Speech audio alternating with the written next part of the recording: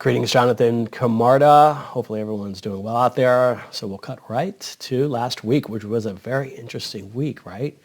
The market was headed full steam ahead until we got the PPI and CPI data that came in hotter than the expected numbers. Not terribly, but over that amount. And so a lot of the bulls were really looking at more softening inflation numbers and didn't get that data last week. And so what that brings is the fear, of course, of the Fed having to raise rates for longer. In fact, there were some talks, even by non-voting members like Bullard, who doesn't vote, nonetheless, and other folks, though, talking about 50 basis points versus the 25. So that took a little steam out of the bulls, bulls charge there. Now, with that being said, as we get into the inflation note, which we all looked at this being pretty sticky and persistent. In fact, Jeffrey has made a great point over the last several months as well.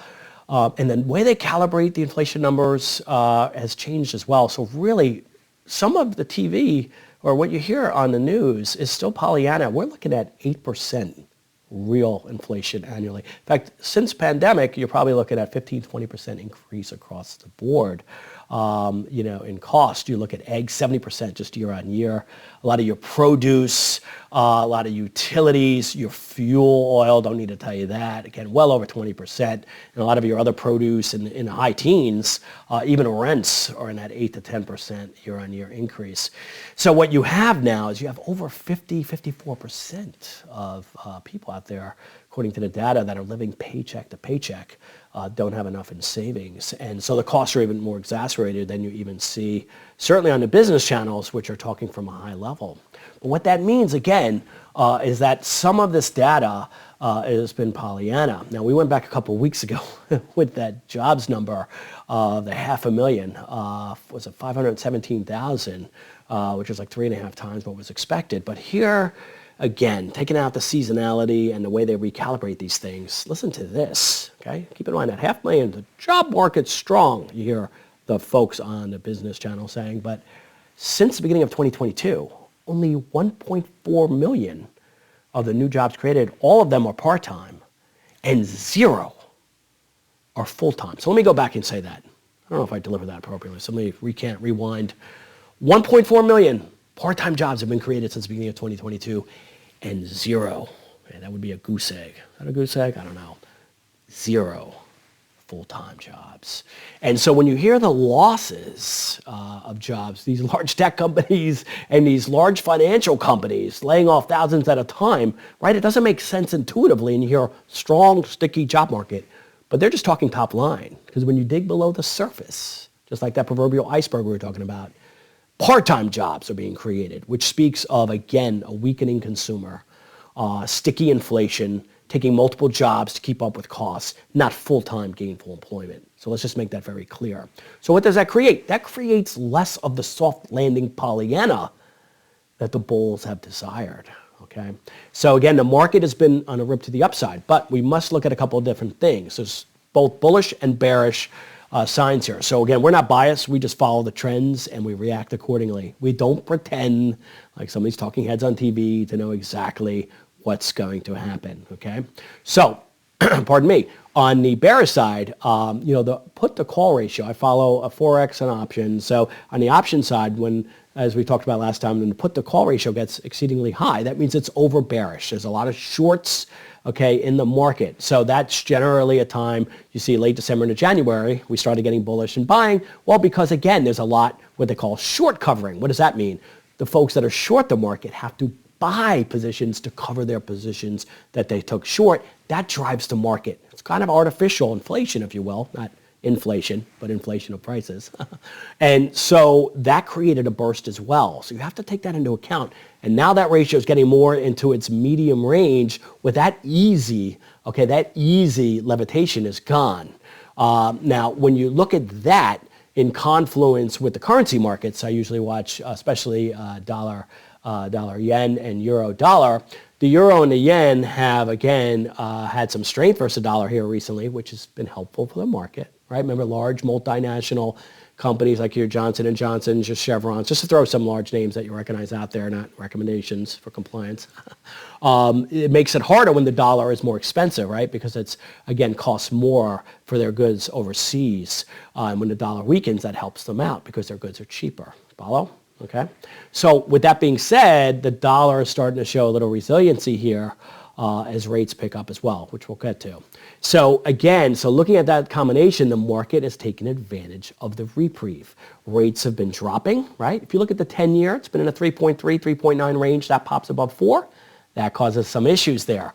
Bond markets are still somewhat attractive. That's why we've had positions, like in an active capital preservation, along with, though, the dollar and metals, which tend to move in different directions, but because it's been shades of gray, we haven't taken a binary approach, but more of a blended approach because of the shifts that we see really over the weeks and the last couple of months. So with all that being said, as rates go up and the dollar goes up, obviously that causes more of a headwind for equity markets. The cost of capital, if you ever heard of that, what it takes to buy the goods that they need to run their business, borrowing costs obviously go up. So as that, again, reverts back to the mean from last year, which was high, that can cause some headwinds as well. Along with that aforementioned fear of the Fed maybe going a little harder, at 50, all right, a little higher than a 25, and maybe even increasing longer. Because remember, a lot of the bulls are thinking that towards the end of the year, we're going to get a recessionary situation. And if we get it just right, like the porridge with the 3 little bears, that they'll have to actually reduce rates towards the latter portion of the year. But the landing won't be so hard that it's catastrophic. That could be a little Pollyanna. So that's on the bears camp. Now, because like I said, we're not biased. We just follow the trends, I say, easy for him to say, trends, and then we react quickly. We don't pretend to project like some of these folks on TV that give you actual numbers of where the index is. It's a clown show, watching some of these professionals. Who knows exactly where you're going to be at the end of the year? What you do is you see the road in front of you and you react accordingly without a bias to shift to the left or the right. Follow, right? For drivers out there. Now, the next thing we want to look at is on the bullish side, however, is listen to this. The S&P 500 has closed above the 200-day moving average, okay, for 18 straight days. And no bear market has ever gone below its lows when that has occurred. Okay? So just keep that in mind as well. That's a little history there, but something to keep in mind on the technical side. Now, the other bullish thing that we're seeing as well is that we see small caps and mid caps outperforming large caps over the last several weeks, which is also a bullish sign when the smaller companies, more growth-oriented, outperform. Okay, so that's something we have to watch as well. So that's why you'll notice, okay, well, Jonathan, we may have seen some buying in some strategies of equities, but we still have, cash in the form of SNOCs, the aforementioned, ill-named, blame Schwab, overnight Federal Reserve Treasury Obligation Fund paying over 4%. But we see some buying in one strategy and maybe some shaving in another strategy. That's because there's no binary call here. They are shades of gray. There are reasons to be constructive on risk assets, but at the same time to keep our proverbial foot by the brake pedal. Those conditions may change, and much like any skier, which I am not, but I've heard many stories from clients, any skier tells you you have to be quick on your skis when going downhill, and those folks are always prepared for an avalanche, and the same thing in the markets. So with that being said, a lot of headwinds last week that we saw, but also still some pockets of positivity, some proverbial rays through the clouds. So again, we will remain eternally vigilant. Again, if you have any questions of the nuances and how it again applies to your individual risk appetite and your investment position statement, reach out, or during your quarterly calls, hopefully you discuss that with your PWAs. With that being said, peace, stay frosty, and until next time, just try to stay dry. Talk to you next time.